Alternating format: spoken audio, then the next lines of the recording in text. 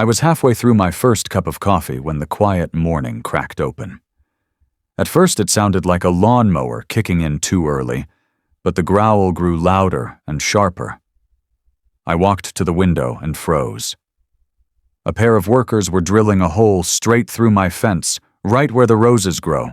And there she was, Karen, leaning on the post in a loud leopard print robe, one hand on her hip, the other waving a travel mug like a scepter. She pointed, barked orders, and didn't even glance my way. My yard isn't big, but it's mine. Seeing strangers slice it open felt like someone walking into my room and taking my pillow. I hurried outside in pajama pants and slippers, coffee sloshing over the rim. Before I could speak, Karen called out, "Morning," just adding a simple gate. "It's quicker for me this way." As if that explained everything. The workers kept drilling. Sawdust drifted onto my grass. I tried to stay calm. "You can't just cut a hole in my fence," I said, keeping my voice low. Karen rolled her eyes. "Relax, it's only a gate," she replied, sipping her drink like she owned the sunrise. The crew didn't stop. One man already held a metal frame, ready to bolt it in. My heart thumped. A robin burst from the bushes, startled by the noise. Same as me. Right then, with the drill whining and Karen smirking, a thought flashed through my head. She messed with the wrong neighbor. I didn't want to start a war with my neighbor over a fence. I really didn't. So I tried to talk to her calmly, thinking maybe there was some mix-up. I walked over and asked, "Hey, can you explain why you're putting a gate into my yard?" She didn't look guilty or even surprised. She just shrugged and said, "It's just a gate." What's the big deal? I told her that the fence was on my property, that we never agreed on this. She waved it off like I was being dramatic. "I have people over all the time," she said, like that somehow gave her the right. "It's annoying to walk around the block every time. This just makes it easier. Easier for her, sure, but it meant random guests cutting through my yard whenever they felt like it. I imagined them stepping on my plants, messing with my stuff, maybe even letting their dogs leave a little surprise in the grass. I tried to stay cool, though my jaw was tight. "Karen," I said, "you can't just do that." "That's not how this works." She smirked and said, "Well, it's done now," like the conversation was over. That's when I decided to call the city. I wanted to know exactly where the property lines were and what my rights were. I wasn't going to yell or make a scene, but I wasn't letting this slide either. The woman on the phone confirmed it. Karen had no right to add a gate. The fence was fully on my land. That gave me every reason to stop her. Even then, I hoped she'd come to her senses. But the look on her face when I told her what the city said? That smug little grin? That's when I knew. She wasn't going to back down. It didn't take long for Karen to act like the gate gave her full access to my yard. She started using it like it was a public path. Every morning I'd see her open the gate, stroll through like it was no big deal, and head out the other side without even looking up. Sometimes she had her little dog with her, the kind that looks like it lives in a purse but acts like it owns the world. And of course, the dog would leave a mess in the grass. She never picked it up. Not once. A few days later, I noticed her friends doing it too. Total strangers walking through my yard like it was a shortcut to the park. One guy even nodded at me while stepping over my garden hose like he was doing me a favor. That's when I realized. This wasn't just annoying. It was getting worse. One afternoon, I came home to something that honestly made me laugh out loud at first, just out of disbelief. Karen had set up 2 folding patio chairs and a little table right next to my shed. On my side. She'd made herself a whole hangout spot, complete with a drink holder and a magazine. I stood there, just staring at it, wondering if I was losing my mind. I even checked my phone calendar to make sure it wasn't April Fool's. At that point, I stopped trying to talk to her. Instead, I set up a camera near the back door, aimed at the yard. It wasn't hidden or anything. I wasn't sneaky. I just wanted proof of what was happening in case I needed it. Within 2 days, I had clips of Karen, her dog, 3 different guests, and one person who tripped over my rake and blamed me for it. The camera didn't lie, and neither did the pattern. This woman had decided my yard was hers now, and she wasn't slowing down. One night, after yet another long day of watching Karen treat my yard like a sidewalk, I called up a friend to vent.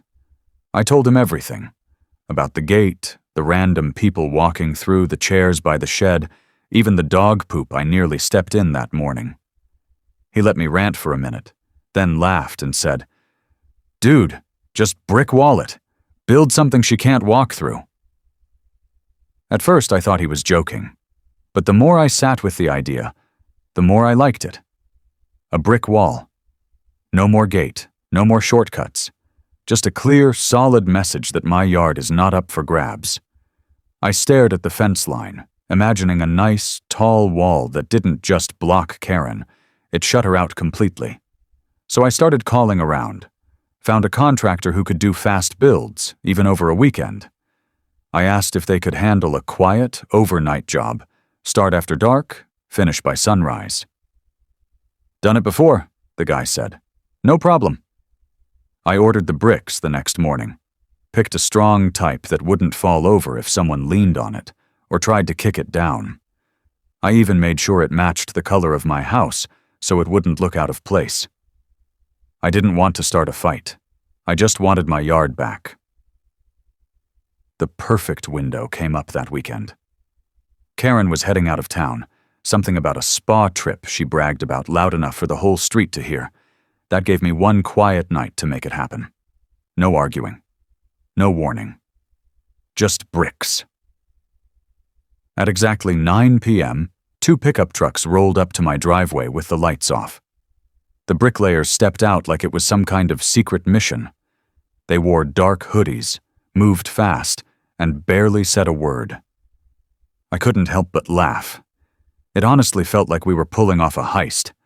But instead of stealing something, we were building a wall. Fast. They unloaded bricks, buckets of mortar, and work lights. We kept them angled down so we wouldn't wake up the neighbors. The sound was mostly quiet, just scraping, stacking, and the occasional grunt. I stood there with a flashlight, feeling like I was guarding a top-secret project. We worked in the cold, under the stars, 1 row at a time. By midnight, the wall was halfway done. The gate was completely blocked. The team took a short break to drink water, and that's when everything went sideways. A car pulled up, tires crunching the gravel. Karen. She wasn't supposed to be back yet. She stormed out of the car wearing slippers and some glittery sweatpants. "What the hell is this?" she yelled, loud enough to wake up a squirrel 3 houses away. The bricklayers froze. I stepped in and said, "Just building on my property. Nothing illegal here." She started shouting about trespassing, destruction of property, all kinds of nonsense. Then she said she was calling the cops. I told her, "Go ahead." They showed up about 15 minutes later. 2 officers. We explained everything. I showed them the property line papers, the gate footage, even the permit I had printed out. Karen stood there, fuming. The cops nodded, said everything looked fine, and told her to go inside. She stomped off without another word. By sunrise, the wall was done. Solid, clean, tall enough that not even her dog could see over it. The gate? Buried behind fresh brick and mortar like it never existed. I made coffee, leaned against the wall, and just smiled. The next morning, after the wall had fully set and the sun was climbing, I found the first note. Karen had slid a piece of paper into my mailbox, folded in half like it was a love letter, but it definitely wasn't. In big, messy handwriting it said, "You are going to regret this." No hello. No name. Just pure anger squeezed onto a torn-out notebook page. I rolled my eyes, tossed it in the trash, and went on with my day. but the notes didn't stop. Over the next few days, she left 3 more. One taped to my front door, another under my windshield wiper, and one actually thrown into my backyard like a paper grenade.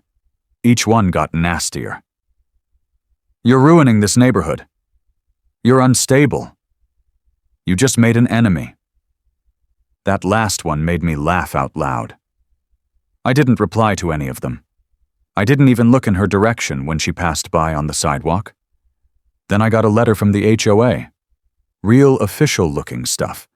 Big header, bold print. It said I had been reported for property aggression, whatever that means, and that a complaint had been filed about an unauthorized wall. Apparently, Karen had wasted no time trying to get me in trouble. She even claimed I was creating a hostile environment. I'm guessing she forgot about the gate she built in my fence without asking. So I sent the HOA everything. Photos of the gate, video clips of Karen walking through my yard, screenshots of the city approval, the full property map, and even copies of the nasty notes. I didn't say much in my reply. I let the evidence speak for itself. Then, one afternoon, I came home to find the brick wall chipped at the top corner. Someone had taken a hammer or a rock to it. It wasn't a lot of damage, but it was obvious. I checked the camera footage, and sure enough, there was Karen, sneaking over at night in a hoodie, taking a swing at the wall like she was in some kind of weird movie. That was the last straw. I sent the clip to both the HOA and the police. That's when everything started to turn in my favor. Karen's next move was to take the drama online. She jumped on the neighborhood app and a local Facebook group, posting a long rant titled, "My Neighbor Built a Prison Wall." She painted herself as the helpless victim and called me an unstable brick fanatic. She even used a photo of the wall at a weird angle so it looked 10 feet high. For about 10 minutes, her post gathered a few sad face emojis and polite questions. Then people who actually lived on our street started chiming in. First, Mrs. Alvarez from 2 doors down wrote, "Is this the same gate you put through his fence without asking?" Someone else replied, "Wait, I walk past that yard every day. I saw your dog in there last week."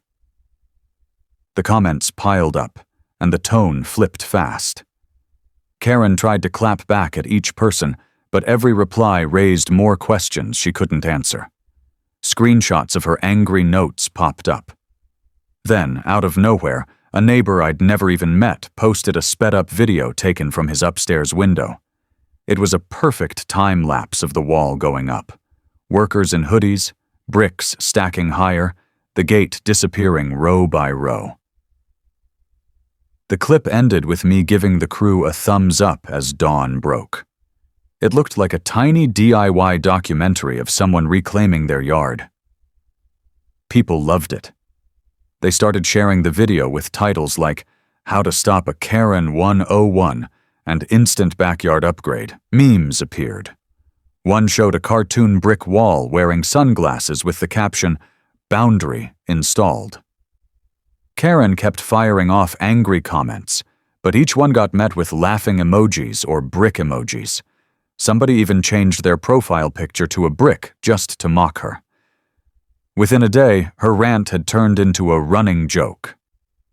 When she finally deleted the post, someone posted a screenshot of the deletion and wrote, "Wall 1, Karen 0.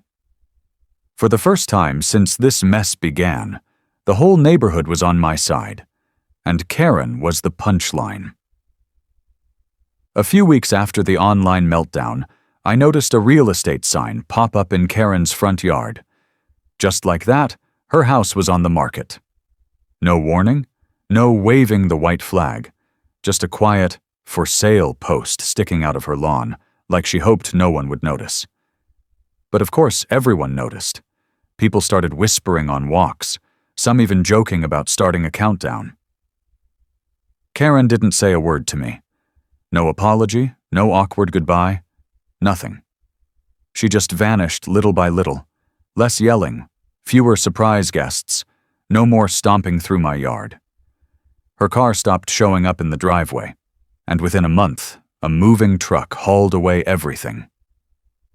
I stood by my window, watching it all happen while sipping coffee, the same way this whole mess had started. Then came the new neighbor.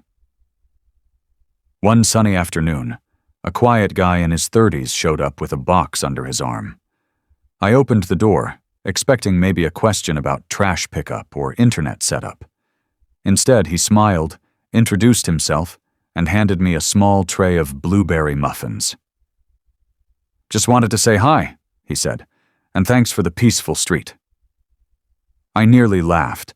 I thanked him, welcomed him to the block, and glanced over at the wall. Still standing, still solid. No gate, no drama.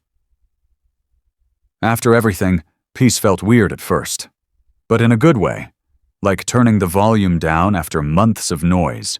No more notes, no more surprise patio chairs, just a quiet yard, a strong wall, and muffins from someone who actually understood how neighbors are supposed to act.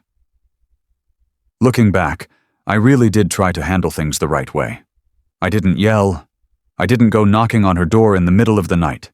I gave her a chance to stop, to talk it out like adults. But some people don't want to listen. They take kindness as weakness and push until they hit something that doesn't move. In this case, that something turned out to be a brick wall. What I learned is simple. If you know you're right, stand your ground. You don't have to get loud or ugly to make a point. Just be smart, stay calm, and keep receipts, especially when someone tries to turn your own space into theirs. If you let people walk all over you, they will. If you set a line, and build it out of bricks if you have to, they'll finally get the message. I didn't want to be the guy with a wall in his backyard. I didn't plan for any of this, but I also didn't ask for someone to treat my yard like a shortcut or a hangout spot. And I definitely didn't ask for surprise chairs next to my shed. Now, I've got my quiet mornings back. No more side-eyeing the bushes, no more strange voices outside my window, and definitely no more surprise dog poop. Just me, my coffee, and the soft glow of sunlight bouncing off a wall that still makes me smile. She wanted a shortcut. I gave her a dead end. I got my yard, and a brick wall that blocks Karens.